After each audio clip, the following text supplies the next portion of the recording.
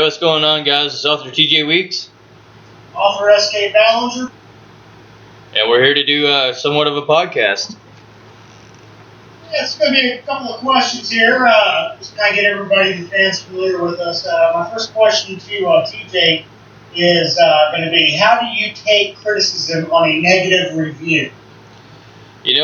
On that, I really think that reviews come in, bad or good. It doesn't really matter. A review's a review. It's probably going to sound crazy, but I'm actually happy just because somebody left a review, regardless if it was good or bad, just because of the fact that they actually took the time to actually do a review. So if it was that damn bad, then they wouldn't have reviewed it at all. Alright, well, my first question is Shane, what's the best word you can explain TJ Weeks? What is the best word to explain TJ Weeks? Man, he speaks his mind. He speaks his mind. He holds nothing back. He will tell you how it is. Doesn't matter if it's friend, family, fans. That's who he is. There's no line drawn for TJ Weeks, and I admire that because people need to hear honesty.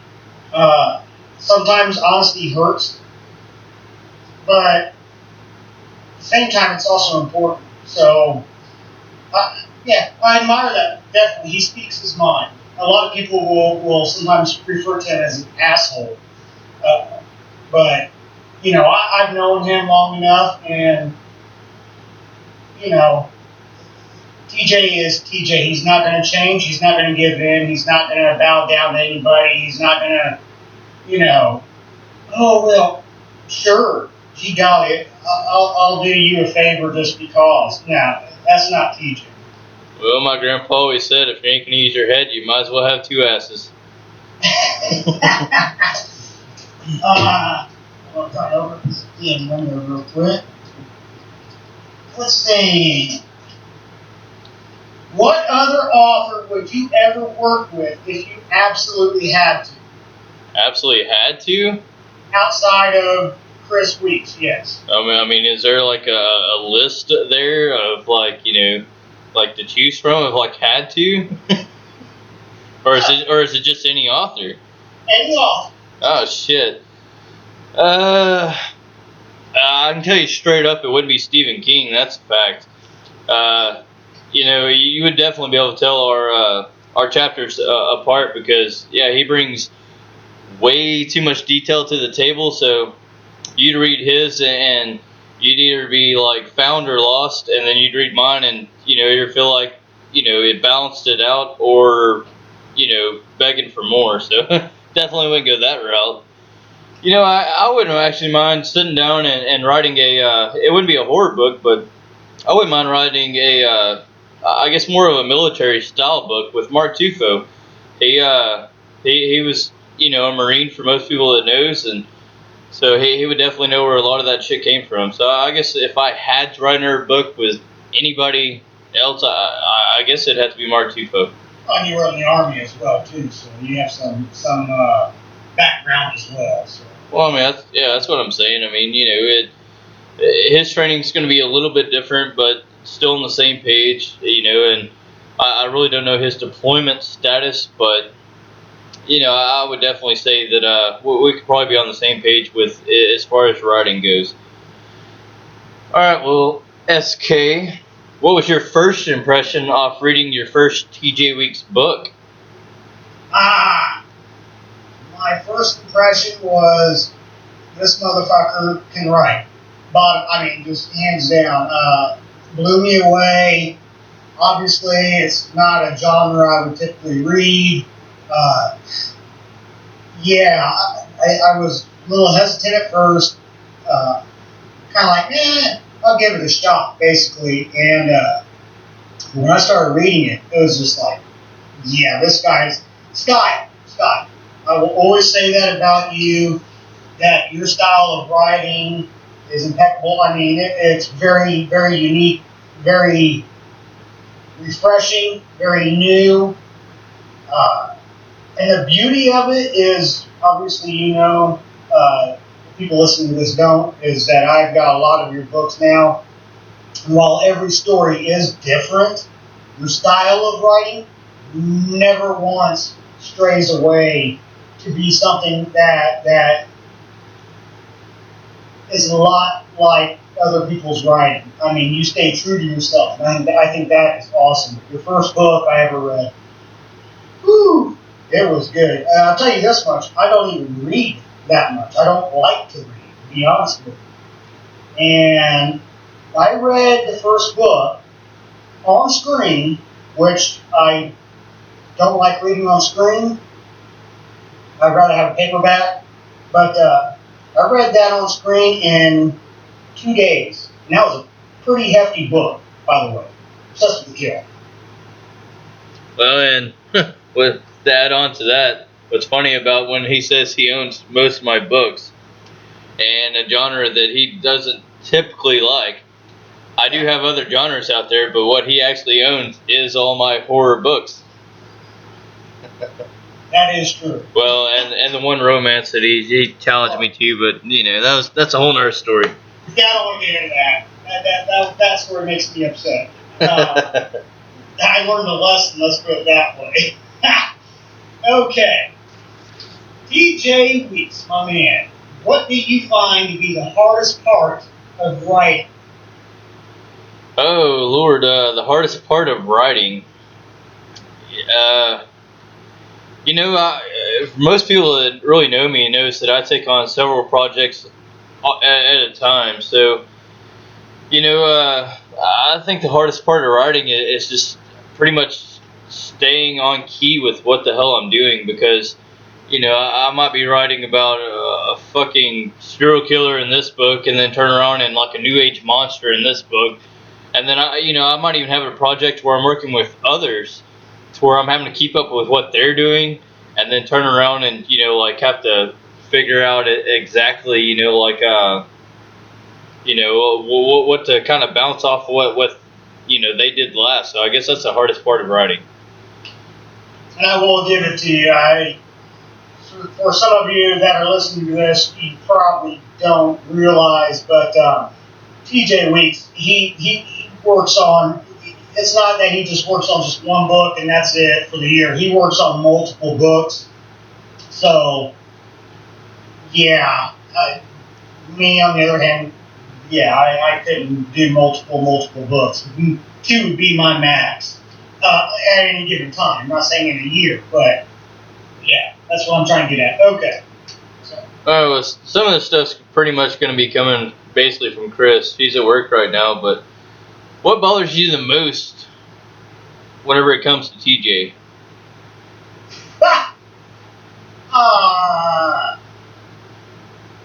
And he is a fat ass just playing. I'm only saying that because I tried looking him up, and yeah, that was not happening with my Yeah, that was a fail. And really, there's not much. I mean, you do speak your mind, so you have to suck that up, really not much.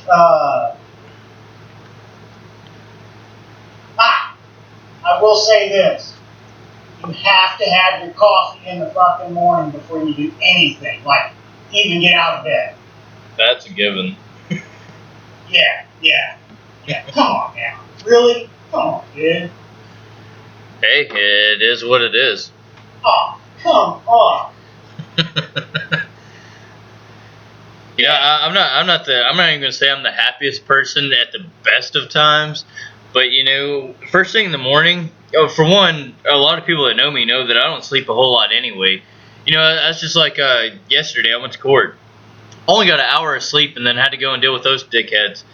Man, and I was sucking down coffee the whole way there, and of course they put my case to be the fucking last one. So I'm sitting in this goddamn courtroom for several hours, no cigarette, no nothing, just for them to be like, oh, well, this is resolved because, your ex just didn't decide to, I guess, to pay for shit. Yeah, I'm fucking pissed off, like I just went all these hours without a cigarette. I barely got any coffee in and already having to deal with this bullshit after only an hour of sleep anyway. Yeah, but here's my thing. Okay, I'll let those of you that don't know, yes, I went down there, spent 5 days with you? Yeah, it was about a week. Yeah, about a week, anywho's, and but every fucking morning when Chris got up, she was like, "Yeah, I'm gonna text TJ see if he's up or not, and whatever." But boy, first thing, it was bring the man coffee in bed. Well, that's why she's my wife. She knows how I am. I'm just thinking, good God, roll your ass out of bed and pour yourself a cup of coffee. Jesus. I'm spoiled. Once you get spoiled, it's hard to, take that route. I should have messed with you. I should have brought you coffee one morning. Okay. Hey, I would have been fine with it. I sleep naked though, so you can bring me coffee all you want. No, not happening. All right, next point. Is it yours or mine? It's your question. Oh, okay. Well, I just confirmed. What are your absolute goals in writing? My absolute goals in writing? Yes. Oh shit. I guess to continue on the path that I'm heading, constantly heading on an incline instead of a decline, and and not be able to really fail anybody.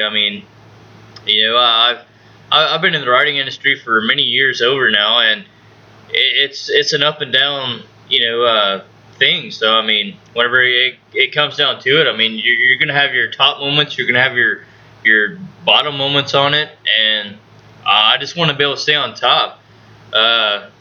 So yeah, I guess that's my goal with it. Okay. All right. Fair enough. All right, well, SK, where do you see your career in 5 years? Oh, Jesus Christ. Fuck. I want to answer this after you. That's some shit. My career. Hopefully, spending all day writing. I would love to do that. Definitely want to get out of what I'm doing right now. I work Monday through Friday, 8 hours a day, 40-hour weeks. But since I started writing and have enjoyed it and meeting people like yourself and others, getting work with, I would absolutely just love to make my living, writing. That's my goals. Making sure, my family is provided for, ultimately number one, but as a career, I'm gonna keep on giving writing a shot for sure. I enjoy it. It's creating something. It's an escape, So, and I know what you're already thinking, TJ. So you can kiss off. Any news? His goal is to be able to get coffee brought to him in bed. Oh, yeah. I remember. Just real quick. My dad was a lot like you, and my stepmother her name's Valerie, but she's an English lady, and it was routine. She would say, "Stephen, where's my tea? Give me my tea, Stephen." It was routine. Anyways, I just thought that was funny because you're kind of just like that without the English accent. Coffee. But anyways. Well, for me to answer that question, to go back to, I see SK's career in 5 years to be well above mine. I actually see him exceeding, and he doesn't see it because he doesn't have near the confidence that he needs to have. But his writing style is pretty damn awesome. It's definitely, aside from what he writes with me, is definitely like young adult style. It's definitely not horror, but the writing style in general is what drug me in or pulled me in the first part to even have it to where I even started writing with him in the first place for the whole Obsessed with the Kill special edition. So I definitely see that going very big. Now, to me, it's a double-edged sword because I look at it totally differently, brother. I look at it as, you know, it's like when I read Obsessed with the Kill and how detailed you were with everything and every aspect. That's learning curves. Hey, it's learning curves, but I don't give a shit about learning curves. I mean, I do, but I don't. It's a double-edged sword. What I'm saying is, you know, I definitely not. I am not going to be bigger than you. You're already far bigger than me. It's not about being bigger than you. I'll make that clear. But in saying so, I have gathered some fans, but those fans have come through you. So it is. Yeah, but it doesn't matter where fans come from because I have fans that are also Stephen King fans that are also fans of, you know, Clive Barker or, you know, Dean Koontz or whatever, and they're way the hell above me. So that part of it does not matter where they come from. It's the fact that they've read your work and they enjoyed it so much that they decided to give you a following. Okay, well, that's what I'm saying, though. I mean, these people, obviously, these fans, I won't say people, these fans and readers of yours, they trust you, do they not? I trust you. That's why I kept ordering more books, which I wanted to kind of catch you in a fuck up, which you never did. I'm not going to say that. I'm not going to say that my fans trust me. They trust in my work, yes, but that's my work and not yours. So that's a whole different side. I'm saying, if they trust your work and then you're working with me, then there's a good possibility they're going to be like, well, I'm going to still trust TJ to trust this guy's work. So it kind of branches out, dude, like a tree. So, I mean, like I said, it's a double-edged sword. Well, and on that, I share anything that interests me, I share. But anything that I've posted up with any kind of dialogue attached to it, you know, no, I probably haven't steered anyone in the wrong direction because, yeah, if I like something, I'm going to let you know I like it. That's like Iris Johansson. I've never gone wrong with reading an Iris Johansson book. So if I throw out something personally of hers with the dialogue, you know, if like one of my favorite authors, then, you know, you read it, you like it, then, you know, that's part of what you're going to take from that. Oh, anyway. Okay. Boy, I had to go tooth and nail with you on this shit. Okay, I was gonna ask you what inspires you to get out of bed each morning, but I'm gonna just scratch that question off and move on to the next one because we already know it's coffee. So, pretty much. I mean. Yeah. That's your inspiration. I need my coffee in the fucking morning. Okay. What are your 5 favorite books and why? Oh, goddamn. Really? Yeah, fuck yeah. Oh, well, okay. Well, we're going to start with number 1 because, yeah, it's a lot better to count down than it is to count up, in my opinion. My favorite book of all time is Deadlock by Iris Johansson. And why is because, I mean, the story, the plot, the details is just awesome. I mean, I really don't even know how to put that into context. You know, and coming off of that, I would probably say, ooh, shit. This is definitely a hard question. I really like, Nancy Drew. I think it's called Family Secrets. And, you know, on that book, I really thought it was very, very interesting on how she could kind of juggle between the chapters because one chapter's about one character in one time, and then you have the next chapter that's about a whole nother character that's in a whole nother time, and it's how she was able to kind of bring all that shit together in the end, and I thought it was awesome. Now, whenever I did read the book, I did see, you know, some edits that were missed, some misspellings and all that, but definitely not enough to where it really took away from the story. What?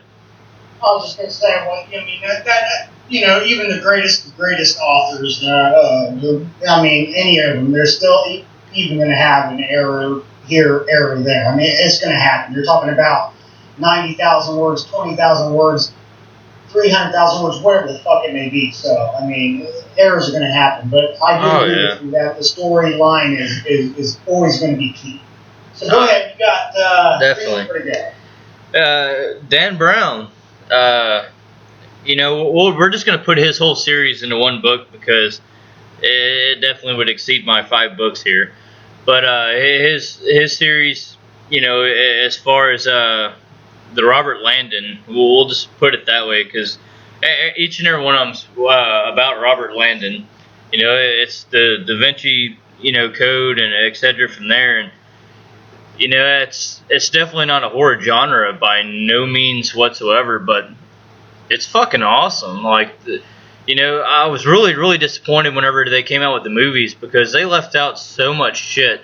And whenever I started reading the second book, like, I mean, don't get me wrong, I was enthralled by the first book, but man, they left out main characters and shit whenever they started doing the movies on, the second one. And I really honestly think that they could have done more with it, which comes in with that whole, the books are always better than the movies. Yeah, I agree with that. Stephen Driverick, fuck, I can't think of his name right now. He wrote one. It was called Sometimes We Ran, and it's a zombie-based book. And this is going to be funny because I normally don't read the zombie books, period, because it's repetitive. I get tired of that shit. If you've read one, you've pretty much read all. I've stated this I don't know how many times. But his book almost reminded me of The Walking Dead, except it really wasn't like a group. It was a person. But the way he was able to bring things in and all that was just phenomenal. It was pretty damn awesome. And still to this day, as a matter of fact, it's been said, about me and Chris going to be doing the zombie style book or whatever. That's actually one of the books that I'm picking back up and going to reread, simply for the fact of trying to I guess catch a grasp behind bringing in zombies and shit, because the typical books I've read are just kind of blah. Which, don't get me wrong, I'm not going to be stealing his ideas from him. I'm going to bring them in my own way. But anyways, that definitely brought inspiration behind me doing that period. And you'll be able to do that too. I mean, time tells all. Which a lot of people don't know. I actually do already have a zombie story out there. It was a short story. We call it The Gnawing Bone. Originally, it was written with or collaborated with somebody else. And then I actually went back and rewrote that to my own way of going about it, and that actually came out in my In the Name of Hate book. So it's not exactly my first throw out at zombies, but it definitely will be my first throw out as far as an actual solid book. And so, how many books does that leave me? You got one more to go. Oh, and by the way, as far as the Sometimes We Ran, that's actually a series and it's 2 books long. So, anyways, that was pretty badass. As far as a 5th, I'm going to say Stanley Swanson. Breed of a Werewolf. That right there was definitely something that drew me right in. I actually loved the characters. As a matter of fact, I hit up S.K. personally to tell him how pissed off I was whenever some of those characters had died. And, I understood why they needed to die, but, still, it doesn't matter because I was attached to those characters, so, fuck that.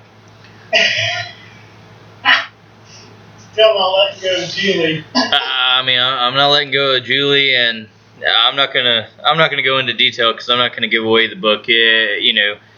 If you want to know about it, go fucking spend the money and go buy it. That's kind of what I think about it. All right. So next question is where do you see TJ's career in 5 years? I'm going to go ahead and say this. And I had this conversation with you some time ago that I am beyond myself that you are not already like big. So with the question in 5 years, if you're not big within the next year, if that, don't give up your writing because I think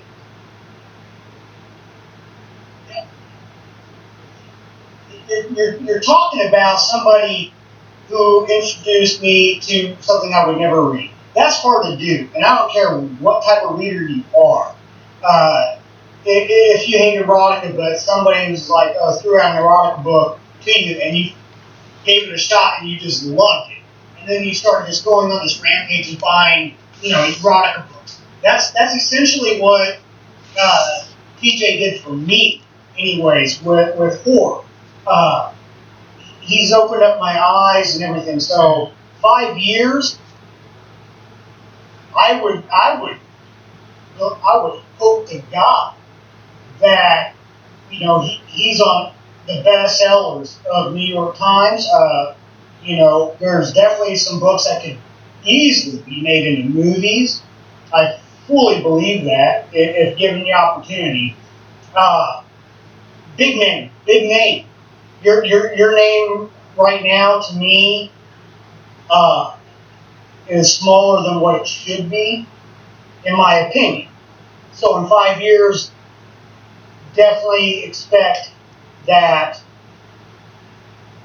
there will be very minimal places you can go where you can mention TJ Weeks and not somebody know who the fuck you are. Because I think you're brilliant. I think you're talented. It's not just because I know you or we work together. It's because of your books. So, and I have to say, I really am going to reiterate it. Thank you for opening up my eyes to not only your style of writing, but writing in general. So, yeah. And I've told people numerous times that I'm only as big as the word of mouth, I guess you'd say. If people put me out there more, then I'm going to be known more. And so whenever it actually comes down to that, sharing links and all that. I scroll past shit on my Facebook page and all that all the time. So once you get into personal levels of actually putting things out there, it kind of changes the perspective behind things. But I'm also the type of person, if you just bought my book and you were sharing it with a friend, it's not going to hurt my feelings. Matter of fact, I'm going to be happy-go-lucky about it because at least that's one more person that's going on to read what I've got, versus that whole concept behind just sharing it on Facebook and saying hey, I like this book. So at least it puts it in front of more eyes. And unless it's a pirated book, I've had problems with this in the past. If you pirate my book, I really hope that it came with a virus and it like shut down your fucking computer. But that's just the way that I look at things. Hi.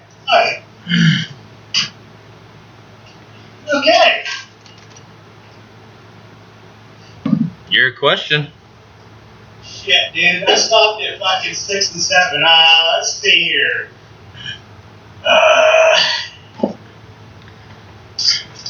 Yeah, dude, I am not good for questions. Let's see. Well, while you think about it, you want to start asking you some? Well, go ahead.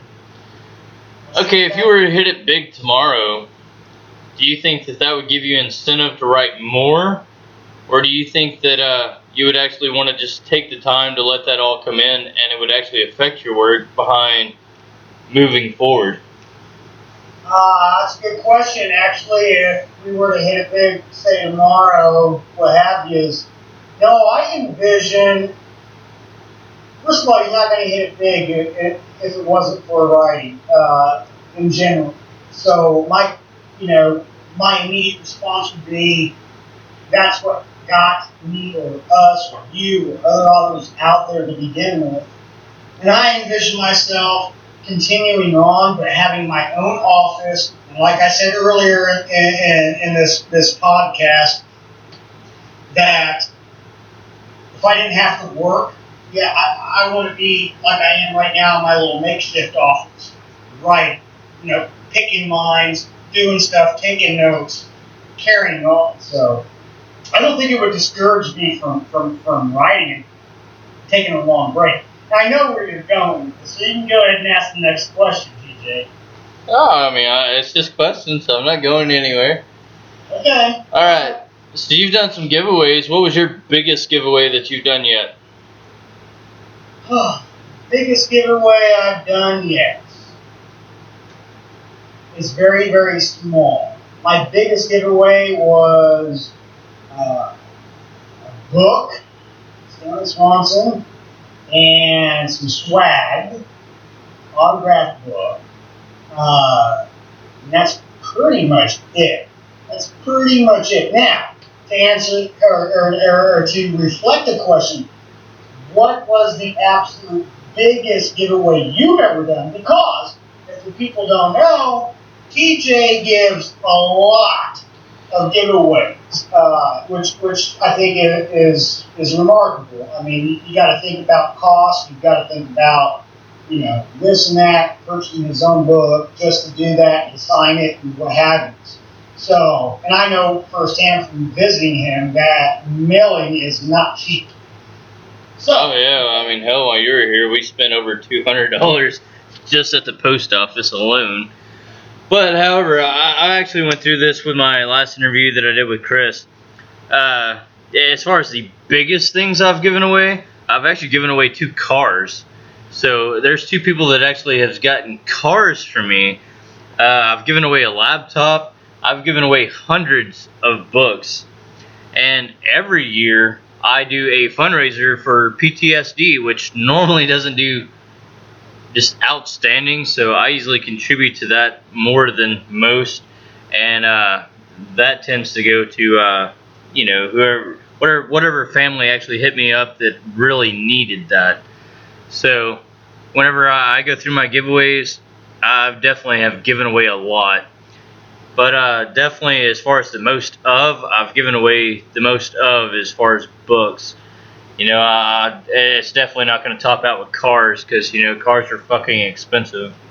And I'm not going to just give away a car, for every single little giveaway that I come across because I definitely do way, way too many giveaways anyway. Yeah, you actually do far many giveaways. And touch up on this a little bit. Go ahead and talk to people about the PTSD. I know you did a video the other day, but I'm not going to go too far into depth with it because, I mean, that shit hits home with me because I have PTSD. So, I mean, I'll cover it, for the fact that it's definitely something that people need to be aware of. And, PTSD comes in so many different forms. I mean, you can get PTSD from being raped, from being beat, and if you're like me, from being overseas, being fucking shot at, blown up and shit on almost a daily basis. I mean, that it can come in so many different forms of things. So, whenever it comes down to that, I mean, I can't sit down with someone else that has PTSD and have probably any better, information to give them, or even, have a better conversation with them than you can, because I mean, it does come in so many forms and fashions that whenever the facts are, I mean, yes, I've had PTSD and I've had PTSD for several years now, but I still don't understand where that rape victim, came from. I've never been raped. I've never got through that whole situation that they went through. So to be able to sit down and really touch base with them, I'm not going to understand. Even with the military side, that where I got my PTSD from, I mean, it's going to be different from everybody. I mean, you could have been there with your best friend. Whenever I went to the military, I didn't know fucking nobody there. So I mean, you could have went to war with your best friend and watched him get fucking blown up or shot, and over there trying to push his fucking guts and shit back into him, and in hopes that the fucking medic gets there in time, and in hopes that you get a helicopter there in time to be able to fly him out, and have to sit there and finish out your fucking tour, hoping that whenever you get out that that they're out of the hospital and they're all good again.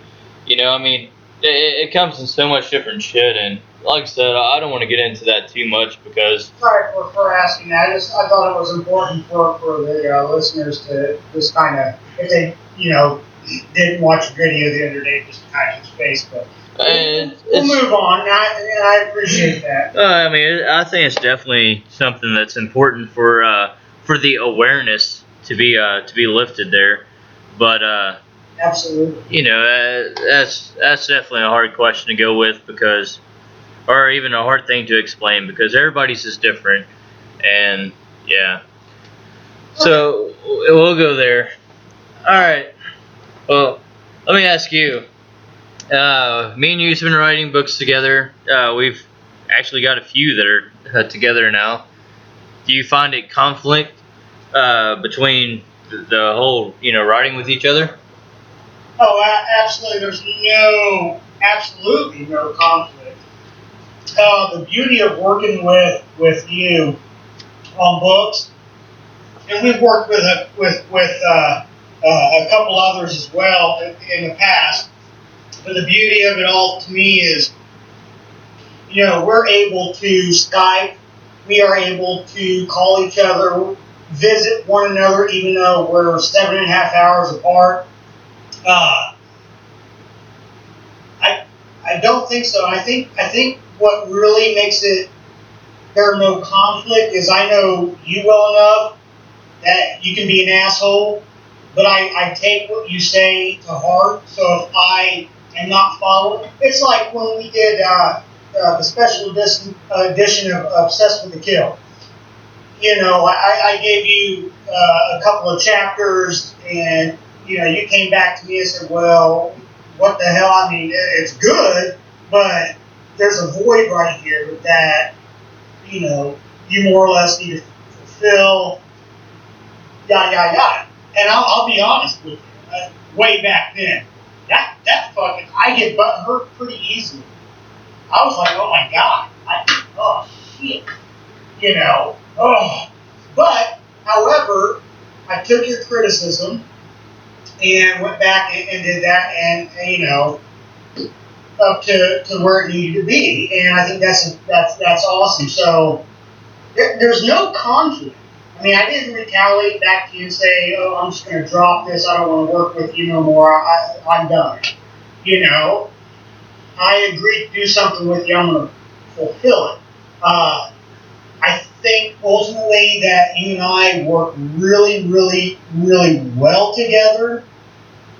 And I think it all boils down to communication. For your listeners, it's not like I just shoot him off a chapter and I have to wait a couple of weeks or some shit, and then he gets back with me and what have you. I mean, it really all starts with TJ anyways, in my opinion. I mean, you can see in the back, or, when I was there, he's got whiteboards up. He does chapter layouts. He puts it all very, I won't say easy to follow, but he breaks it all down very well so you have at least an idea of where you need to go with it. And then the communication part really comes in because if I have a question, it's easy for me to contact TJ and be like, okay, so like exactly what's going on here, So, but no conflict. I don't think we've never once had an argument. We may have had some debates. We've definitely had some debates. Yeah. But not really over the books per se. It was more along the line is Jaws horror Jaws is not horror. We can go into this. Jaws is not horror. Okay. You're not going to change my mind, just like you're not going to change anybody else's mind that actually think it's horror. Okay. All right. So either way, but we've had our debates as far as that goes. Yeah. No, go ahead. Yeah. Okay. Okay, go ahead. Is there anything that you wish your fans would do more of to help you out? Reviews. People. Here's what pisses me the fuck off the most. And I'm not trying to offend anybody. If you're offended, I'm sorry.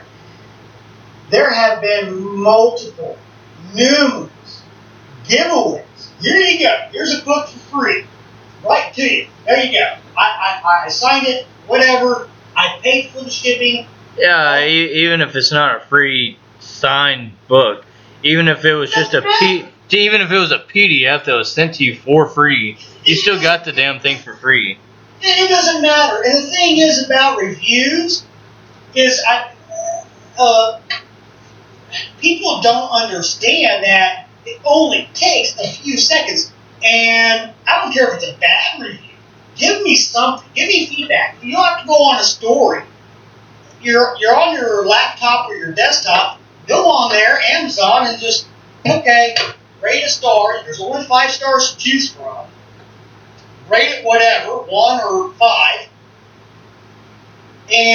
Or 1 through 5. And just type up there if I really enjoyed it or I really hated it. It's something. Reviews are so important. I learned that when I first started writing. Me and TJ actually debated about reviews in the past, but I believe in reviews. Reviews are so critical and they're so important. And I don't understand how somebody can't take not even 5 minutes of their time, 3 minutes of their time after they've read a book, good or bad, to leave them. Because what you don't understand is those reviews will boost your book. Well, but the debate that we had wasn't about if the book needs reviews or not. It's the fact of the reviews in general. And there's so many. The author world and a lot of readers definitely don't see it, but it's a dog eat dog world. And you got people that will go and leave you piss poor reviews just to fucking help bump their ratings up because they're gonna get a good review or whatever. Or they feel threatened because. Or they pay for reviews and. Pay for reviews. Yeah, they get these paid reviews and then turn around and leave you these shitty reviews to bump their ratings up. Anyways, so whenever it comes down to reviews, I say fuck that. I'm not all about it. Now, whenever it comes down to the books needing reviews, yes, you should go leave that book a review regardless if you loved it, liked it, fucking hated it. If you feel like we should have like the burning of August going on right now and fucking just burn that shit to the ground. It doesn't matter. It doesn't matter. It doesn't have to be a 5-star review. It could be a 1-star. Fuck it, hell, write in your goddamn review that it should have been in negative stars. It doesn't make a shit. It's a review nonetheless, and that does help boost up that regardless. Well, it's the same way of saying, it has a little thing above the review list. 7 of 6 people found this helpful. That's just an example. It is true. That's like Unfleshed. Unfleshed has 15 reviews right now. 14 of those reviews are 5-star reviews. Now the one review that we do have is a 2-star that upsides those 5-star reviews, and that one was pretty honest. I'll say I kind of disagree with the review, and I definitely think that it definitely spoke out, for all the things that was claimed to not be there. I definitely think was there, but I'm not really the one to argue the shit or anything else. At least they left a review. Exactly. So, yeah, whenever it comes down to that, leave a fucking review. Yeah, please. Where can we as fans come out? Expect to see us two, as in me and you, in the near future. Ha! Well, we've got the tour coming up in October. Are we talking about where are we going? Well, where can they see us here in the next few years? Like next few years, speaking from like now to then. I say a big ass fucking duo. I mean, and when I say that, I mean a lot of authors work with other authors and this and that, and participate in anthologies and what have you. I don't see that, and I don't feel that from TJ either, and I'm not trying to speak over him, but I do feel like that we are going to be a very well-known author duo, where our fans can expect to see more things coming in down the road. I mean, Unfleshed is just the beginning. Actually, Obsessed Special Edition was the start of it all in my book. However, talking with TJ, it's something that him and I really want to do is work together on books. It's not a James Patterson type deal where James Patterson pays people now to write his fucking books and throw their name on the fucking cover or whatever and split royalties like that. No, it's not about that. It's not even about fucking money. It is about working together, his style, my style, collaborating together. I love what TJ presents me with. Well, it's just like Unfleshed. Well, I'm thinking about doing this. Would you be? What do you think? Can you work with it? Sure. Yeah. So, hey, it's an honor to work with the man. But you always have that feeling of disappointment, not wanting to disappoint him or what have you. But I see us as a big duo, a very well-known duo. I want us to be in a place where fans just cannot wait for the next book by, TJ Weeks and S.K. Ballinger. I definitely see us as a fucking very hard-hitting duo. I think that's what separates us from most collaborated authors. And take it however you will, but I definitely see us as a very hard-hitting duo. Unfleshed. This is the first book that I've put out, and not me as in just like, hey, it's my book, as in me and him, but first book I've ever published out where it's had that many 5-star reviews before any kind of negative even came involved with it. But that goes back to you can't please everyone. There's always going to be somebody that wants to piss in your cereal, but fuck them. And not only that, but I'm going to add on too that it goes again that we work together so well. I mean, there's no really great amount of time lapse between chapters or what we're wanting to do, and I think that is very helpful. I think that's what makes our writing so good is that we hammer it out.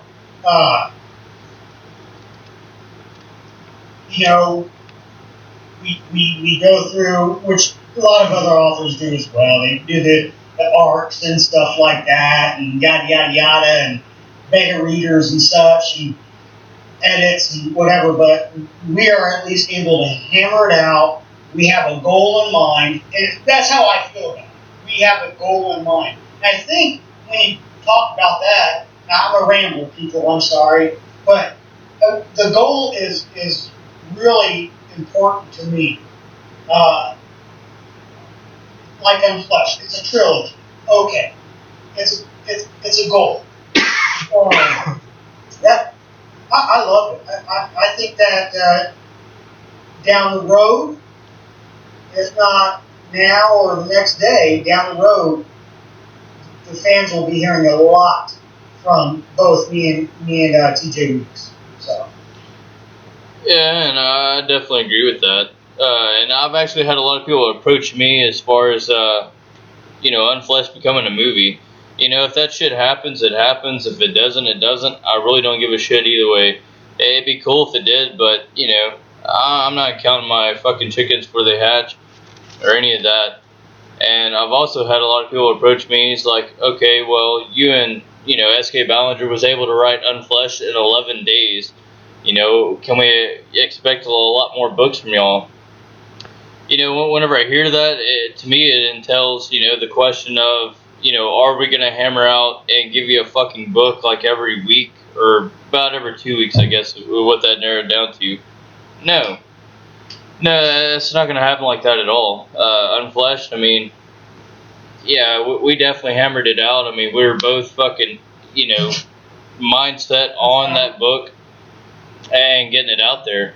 But whenever it actually comes down to all that, I mean, even if we did nail out Ashes to Ashes, which is book 2 of Unfleshed, you still ain't gonna see it, in 2 fucking weeks. It's still gonna. You have to have time to let things marinate before you can just get it kicked out there. So, anyways, with that being said, it's definitely not going to be something that where you are going to notice. It's not going to be something that even if we kick out a book every 2 weeks, I mean, we're not going to publish them out every 2 weeks. I mean, you're looking at an average of maybe about 6 books a year. Possibly, a little more, but we're not going to go get to where it's just going to be like stupid with books. I mean, the ideas are there between me and him both. So I mean, that's not a problem, but definitely not going to put them out every fucking 2 weeks. And I like to touch base just real quick on that too. Because some people will look at it as, wow, you guys just threw out a book in 11 days. I think people don't understand. I mean, there's standalone authors, whatever, that throw out a book a week. So in perspective, you want to get real with it all. Yeah, but I don't think they're really putting too much into their books that they're doing that. Oh, no, and that's what I was going to continue on with, is that those 11 days, and I'll speak for myself, it was really, I mean, that was a lot of work. I mean, oh yeah, that was balls to the wall right there.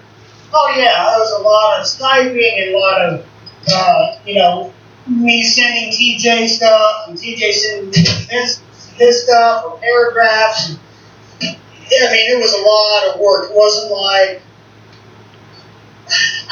how am I trying to put this? I just feel like some people like to see that as, oh wow, well they just put something together. No, it was not whipping something together. That was a lot of work. But we accomplished it, and yet again, we worked together very well. So I'm happy about it. Well, next question is after visiting TJ and you going down to his house, was his food to be expected that everybody claims for it to be?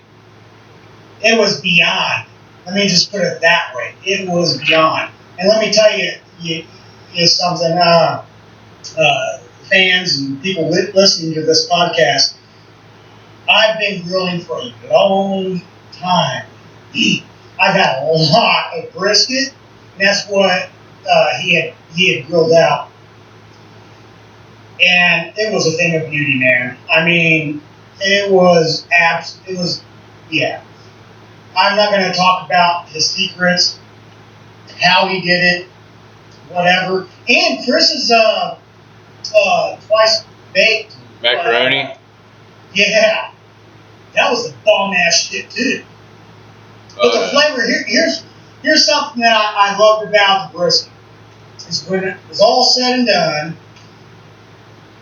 you could eat that or eat a piece of it, whatever, and the flavoring of it was kind of had a hint of spice to it. So, a little hot, not anything horrible by any means, but it had this kick-ass sweet flavor to it. And then TJ goes out. He says, "Oh, you gotta try it with my homemade sauce." Oh my god! I mean, so yeah, it was phenomenal. It was beyond. Yeah, it was beyond, dude. It was so good. Ha! And I gotta laugh at everybody because I got to eat it. And actually, I took the sample back home, or a package that you quick for me. Yeah. Dude, my middle daughter, she just devoured a shit ton of it. She couldn't get enough. No sauce. She just loved it.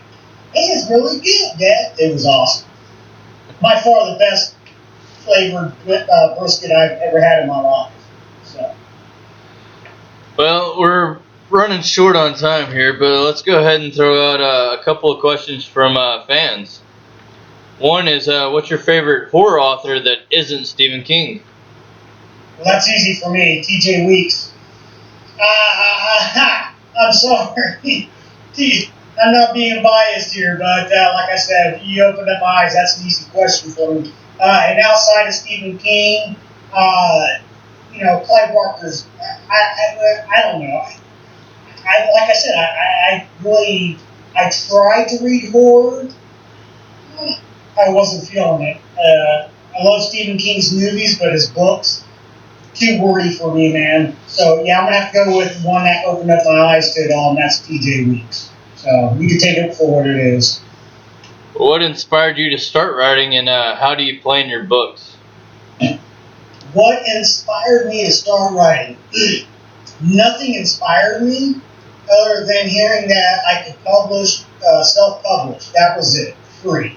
And that's really what it was, and being tired of telling my true life stories over and over for many, many years to people, friends, family, strangers, yada, yada, yada. So I said, fuck it, I'm going to just throw out an autobiography, memoir, whatever, and give it a shot. So that was my first book. And then after I wrote that, and I had the book in hand, I was like, you know what, I do kind of like writing.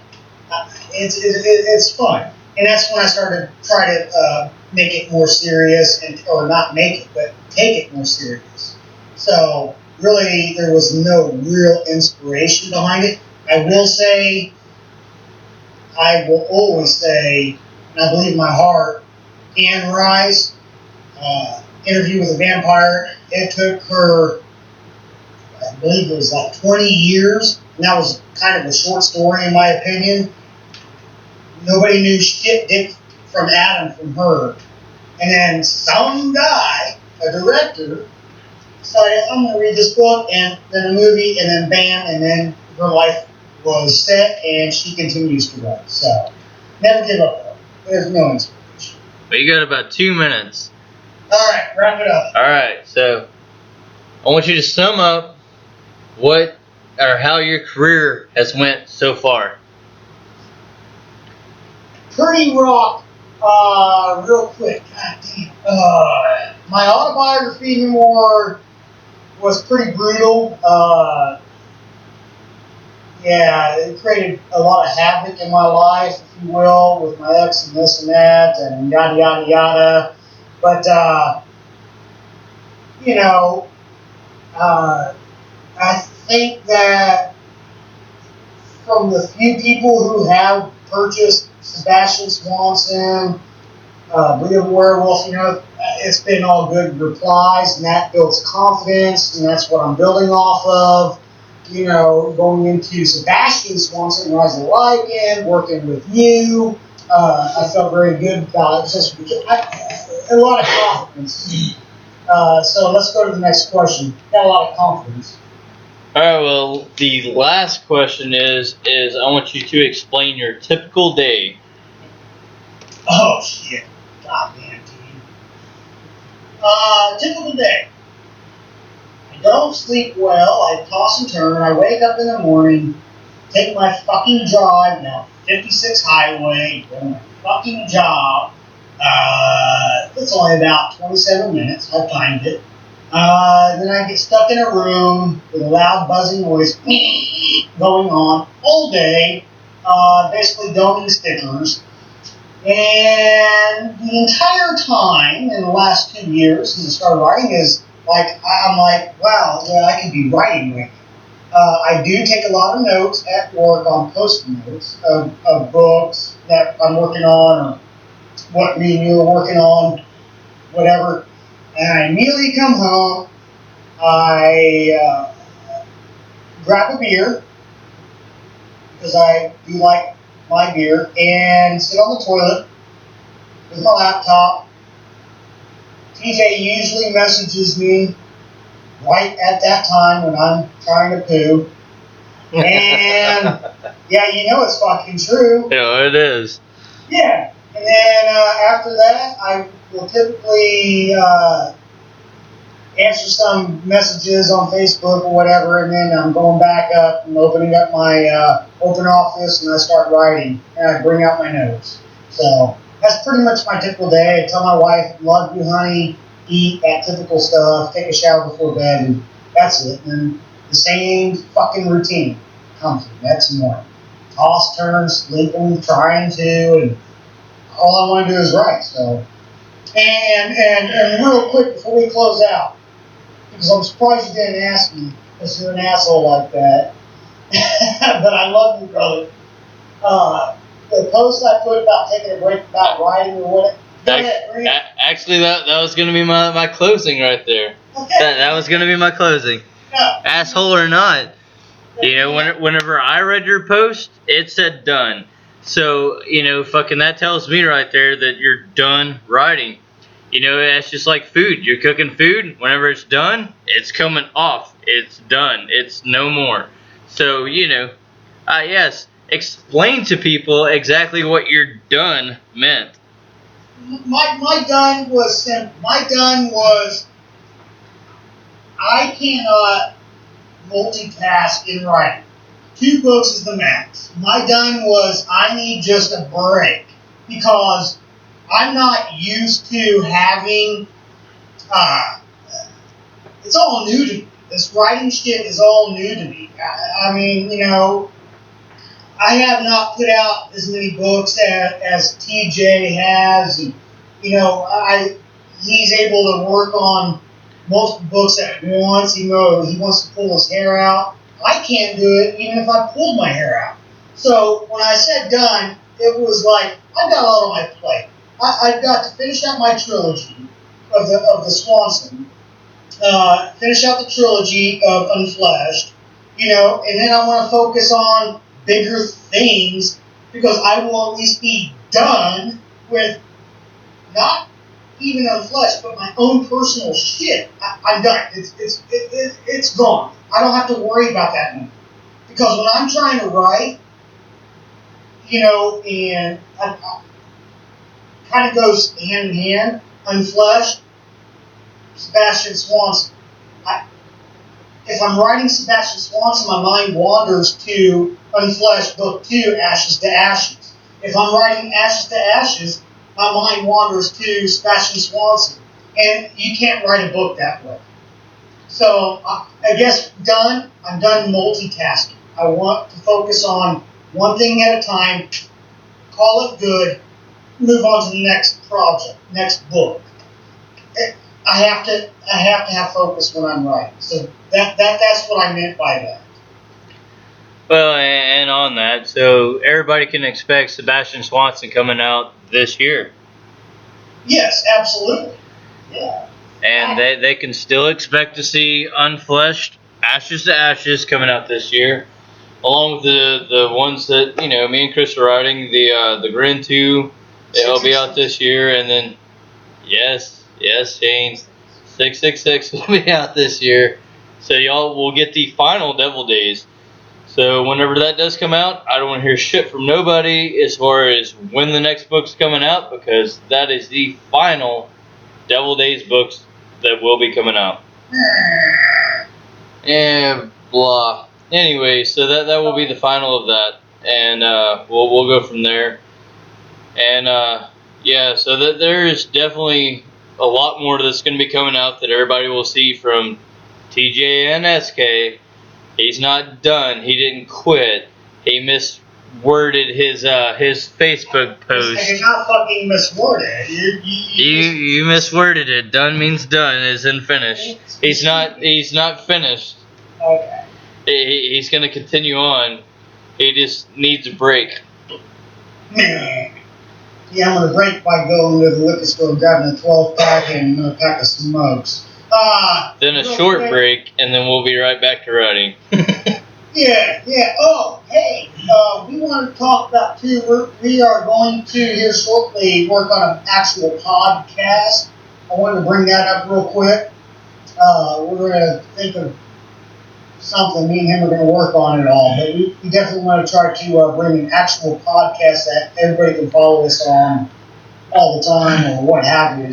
And definitely, yeah, we're definitely going to try to hit up a very solid podcast. It's not going to be just friends or whatever, and it's going to be of authors in general. So I mean, it's you can expect us to do like interviews with our craziness kind of thrown in. So if you can't handle that, you probably can't handle being on our podcast. So should not apply. Anybody that wants to follow us, feel free to, www.facebook.com/TJ and SK. So you can follow us there. That's not even an option. Just go fucking do it. There you go. All right, we're going to sign out. I suppose I'm going to run to the store real quick. Love you, fans. Even if I don't know you, you guys are what keep inspiration. That's the inspiration to me of writing is you people who actually read the books. So I'm done. TJ, I'll talk to you here in a little bit. Alrighty, well, thanks for everybody that listened, and we'll talk to you all later.